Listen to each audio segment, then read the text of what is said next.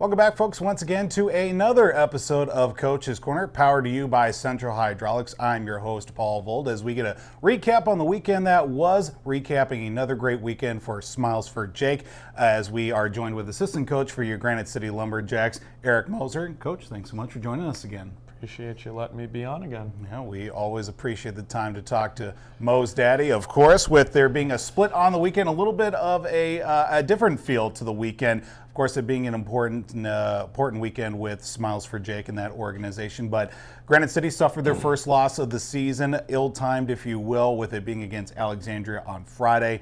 The team really put up a good start in the contest, getting up 3-0 in the contest, but then Alexandria came rolling right back in the third. Let's start with some of the things that worked well. What kind of helped out for the Lumberjacks to get off to that 3-0 start in the contest? Yeah, obviously, it was a big weekend for us, right? Special jerseys, that brings a little different juice to the locker room and stuff. Guys are excited to showcase those.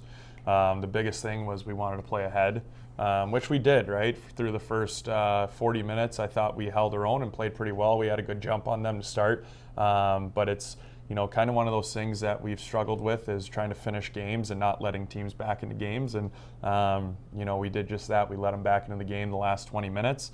And with our division, it's kind of any given opponent on any given night can win and make a push. And we kind of chatted about it. The karma and the hockey gods kind of bit us in the butt on Friday after kind of that what we did to them 2 years ago in the national championship final.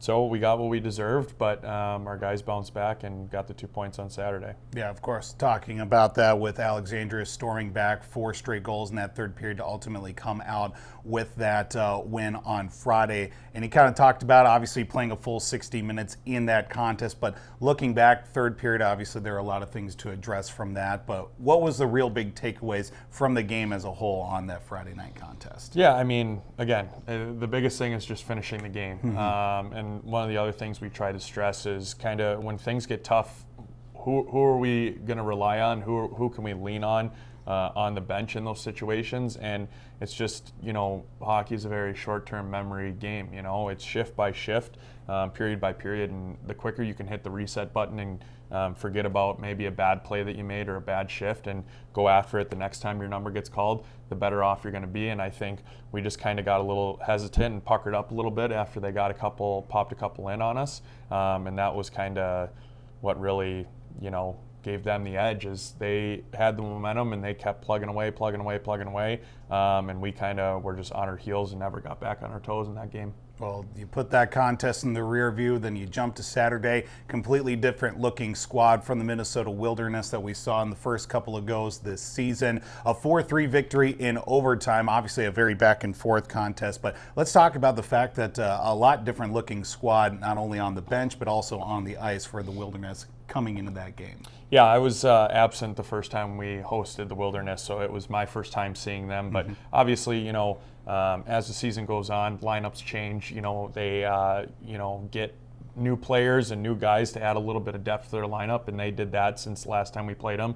But it was a really good game, good competition. It's refreshing to have a team like that in the division that we know is going to give us a game every single night, and that kind of goes for every team in our division. It's not an easy road in the West here, and that's how we like it. We don't like to cut corners around here, but no, I mean, again, it was a game that we wanted to play ahead in, establish the physical play and the dominance in that game, which I think we did through the first 15 minutes of the first period. And where we struggled on Saturday were the last 5 minutes of periods. And I know there was some frustration as far as the staff goes in between periods, but at the end of the day, they kind of battled through the adversity and came out on top. Another thing we noticed too with that contest, obviously just kind of changing and switching things up with some of the line play to maybe generate a spark from Friday into Saturday. And that possibly did come through at a couple of points there, but what was kind of like the message for the team of, just kind of messing things up a little bit when it comes to lines? Yeah, I mean, sometimes you just don't like the look of things, or some guys are playing well and some guys aren't. So you try and, interchange lines and kind of just essentially read the room, during the period and try and figure out what's going well and what's not, who's gelling together and who's not. And that also kind of might light a spark under some guys that might be struggling. Because it gets them away from the line that they're struggling with. Maybe it puts them with guys that complement their game a little bit more. But it also is kind of like a situation, like almost pulling the goalie if you need to. Making a slight adjustment during the game that, changes the look for our team, that hopefully, sparks a little bit something offensively. There was some juggling going on with the line combinations and D pairings, but at the end of the day, again, they battled through it and got the job done. Yeah, obviously down 3-2 at one point. Dunajsky does tie it up there in the latter moments of regulation. Then TJ Lepisto does score the game winner. And looking back, of course, those last couple of minutes, first minute of overtime, last minute of regulation, just being in the right place with a lot of great play, especially Patty Dunajsky, to tie it up and then ultimately set up the game winner to TJ. Yeah, it was kind of an unorthodox way to go about it towards the end of the game, right? We went down on the kill with about just under 6 minutes. So they were on the power play. They took a penalty, 15, 20 seconds into their power play to put us at 4-on-4. And DJ made the decision of, hey, when we get possession, we're going to try and go on the power play to get one here. So we ended up pulling our goalie around the 5.5 minute mark of the third period to give us that one-man advantage, and essentially put us on the power play during that 4-on-4. And I know there was a handful of times that last 5 minutes where we would pull the goalie, have to put him back in, pull him, have to put him back in. But, those are the decisions that DJ gets paid to make, and ultimately it paid off. He made the right decision. Patty found the soft area. It was a great pass below the goal line to him, backdoor tap in, and then, got us to overtime 3-on-3, and obviously Patty wins that wall battle. He had that backdoor opportunity, missed it, and then he wins that wall battle off the wall, and it turns into a 2-on-1 off the half wall, and he finds TJ on the backside, and water bottle for 2 points. You can't be mad about that. Absolutely not. Salvaging the weekend for Smiles for Jake weekend, over $12,000 raised towards that great organization that we've partnered with the last couple of seasons. But speaking of the Wilderness, you get another chance to look right at them this coming weekend. You hit the road up north to take them on in Eveleth. Almost kind of feels like we mentioned a couple of times, at least off camera, at least being kind of a playoff matchup, with it being 3 times in just over a week span that you'll see the same team. Yeah, that's the way that we ended, Saturday after we talked to our guys is,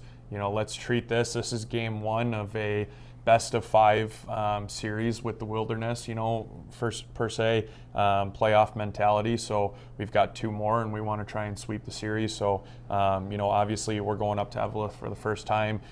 Don't know what kind of crowd we're getting into or what their atmosphere is all about up there.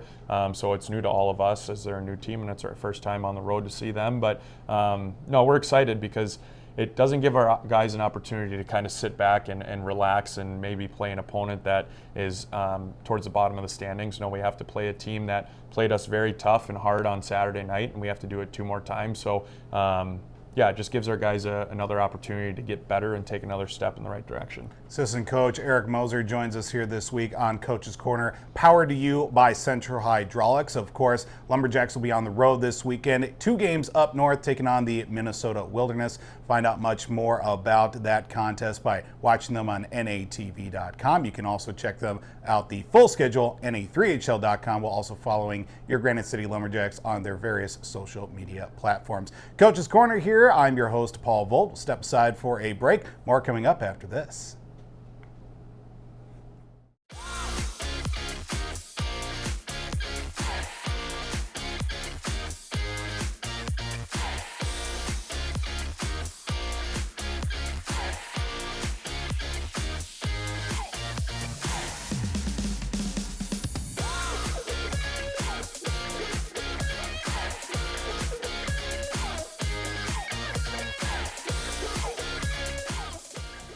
Welcome back to Coach's Corner, powered to you by Central Hydraulics. I'm your host, Paul Vold, as we get a chance now to sit down with one of our players. It's one of our alternate captains for the 2024-25 season, better known as Tristan John Lepisto. We all call him TJ Lepisto. TJ, thanks for joining us this week. Thank you. We appreciate the time. Of course, it was a little bit of an odd weekend, we'll certainly say. Team suffering its first loss on the season. We'll talk about the game on Friday, but of course, Saturday was the big one that we want to mention too. But starting with the contest on Friday, obviously, team suffers its first loss on the season. Early on, team gets up 3-0 for those first two periods of action. What was the team really feeling to get that confidence against a tough Alexandria squad? We knew what we were doing from the start. We always play hard, play gritty, play our own brand of hockey, as I call it, as we all call it. And we played that first two periods and then came out in the third and led in 4 goals. Yeah, of course. Unfortunately, those 4 straight goals by Alexandria. I mean, there was probably maybe just a little shift, and really after the game, I'm sure there was some questioning. Of course, obviously the first loss of the season. What was really the change in mindset from Friday night going into Saturday to really kind of wipe things clean? We just needed to get our stuff back. I think all of us are like, okay, we just got our first loss, long season. Let's get back to work Saturday. Yep, and of course that game on Saturday, an equally tough game against the Minnesota Wilderness. Much different looking squad that we saw the first couple of games of the season against them. How did the team really feel about the play just through regulation with that matchup against the Wilderness? It felt like we were just throwing punches back and forth the whole night, and then in the third we came out and we're like, oh, they net one, you had to come back. So that's what we did. We just stuck with it. Yeah, of course, getting down 3-2 at one point, very tight back and forth. A couple of chances in the last 5 minutes for the team, even having to pull the goalie earlier than expected. But Patty Daniski ultimately ties it up in regulation. Of course, now you get that time in between regulation and overtime. What was the message from the coaching staff to really get started off with overtime? Keep playing. We had the momentum. We just needed to keep it and put one in the back of the net pretty quick. And of course, the jumping off from that point in overtime, you jump fresh off the boards. From that moment, you get up off the bench and onto the ice. What were you thinking, of course, when you see a good run there from your teammates? That Patty Daniski has the puck, and he'll find me. So I just got open, he found me. Yeah, did you remember anything specifically? Because I think I remember you saying after the game that you pretty much just blacked out and instinct took over there. I remember. I saw top right open, and I shot it. Of course, that had to be a really good feeling, especially the way that your game has been going out throughout this season to at least, claw back into that contest. You guys tied in regulation, get the win as well to salvage the weekend. I'm sure it had to be a really nice boost to confidence. Oh, yeah, it was awesome afterwards. The whole team was just having fun. I certainly love it, of course, with it being a great weekend, like one of the jerseys I'm wearing here today. Smiles for Jake weekend. You get to wear the jerseys all weekend, too. I mean, I'm sure the whole week was really about getting that message of that organization, and to come through, had to feel real nice to get that win Saturday. Oh, yeah. I mean, for the cause, we're just not playing for ourselves. We're playing for the whole thing. And that's what we did Saturday night. Yeah, and of course, another thing to mention as well, we started our conversation with you adorning one of the letters on your sweater this season, getting that vote from your teammates. I'm sure looking at it from last season to this year had to be a really nice, knowledge knowing that your teammates think of you in that leadership position. Yeah, it's awesome. I mean, I didn't vote myself, obviously, but I guess the guys see me do something right. Yeah, what do you see has been a real big progression from your game from last season with Granite City to this year? Or anything different that you've looked at from your time last year into this year? Just it's a long season. You have to play every game, show up every game, play since it's the West, and you can't sleep one night as Friday showed. Absolutely. Of course, now with another big weekend series coming up here, you get to see the Wilderness again, this time up at their place in Eveleth. 2 games on the road for Granite City. What's been a real big focus here this weekend, looking back from the game on Saturday, leading up to this week through practice? That we just have to stay with it, go 110% every single day, because once we work as hard as we can at practice, ain't nobody stopping us. Yeah, certainly do look forward to that. Again, Granite City is on the road this weekend. 2 contests up in Eveleth against the Minnesota Wilderness. 7:05 puck drop on Friday, but 6:05 on Saturday from the Hippodrome. Of course, number 16, TJ Lepisto, joins us here this week on Coach's Corner. Let's get to the fun stuff, all right, because I know that we learned a few things about you last year with rapid-fire questions. So we're going to start off. Anything changed from the pregame routine? What's kind of that thing that gets you going to start off the day? I love my PBJ. That's every game now. Yep, have to have one. Every game. Anything different with pregame meal, or you just stick with the PB&J and try to keep it light? Just sticking with that and keeping it light. All right. Favorite jersey that you've worn so far here with your time in Granite City? I love our Reds. The Reds are sweet. I love our Reds. Absolutely. Favorite rink, whether it be here at Miller Buick GMC Arena or maybe an away rink, which has been your favorite to have played in? I love playing here. It's my favorite spot. And away rink, I'd say Mason. Just that bowl gets you like a college atmosphere in there a little bit. I like it. I think that's the first time we've heard somebody mention Mason City with their setup. Now we're getting to that time of year, Thanksgiving. No, not Christmas. It is Thanksgiving season. Favorite and least favorite Thanksgiving food? Favorite, I have to say ham. I'm a big ham guy for Thanksgiving. And then least favorite, I'm not a big stuffing guy. Okay. All right. That's all right for everybody. Any traditions that maybe growing up with your family celebrating Thanksgiving that you cherish the most during the time? Usually during Thanksgiving we watch football. And I love just sitting down watching football and just talking with each other. It's my favorite. I like it. All right. So you already mentioned the ham, no stuffing. What's that ideal first plate Thanksgiving dinner? You sit down. What's all got to be on there? Oh. So you got the ham. Of course. A little bit of corn. Okay. Of course you need that.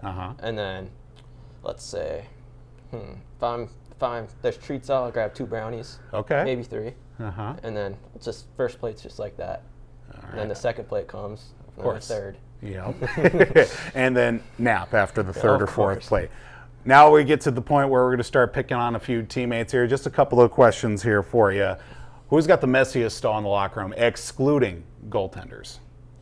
I don't think anybody this year. We've all been pretty good with stalls. Okay. I like that. And one other question. Who stinks the most on the team? Fresh off the ice and just has got just a funk to them. I would have to say Hansen. Oh, all right. I like that. Okay. I like that. No, he is not, but that's all right. He's a rookie anyway. So, and of course, just a final question here is for you is personal goals for the season. What are you looking at to get out with your time here with Granite City this year? Just have fun. Just be in the moment here, because I know after this year can't come back. So just be in the moment here, have fun, make the most out of it. We certainly will make the most out of it. Number 16, an alternate captain for your Granite City Lumberjacks, TJ Lepisto, joins us here on Coach's Corner, powered to you by Central Hydraulics. I'm your host, Paul Vold. Be sure to stay up to date with Granite City Lumberjacks. They hit the road this weekend by going to na3hl.com. Also check us out on social media. Coach's Corner this week. We'll talk to you guys next week.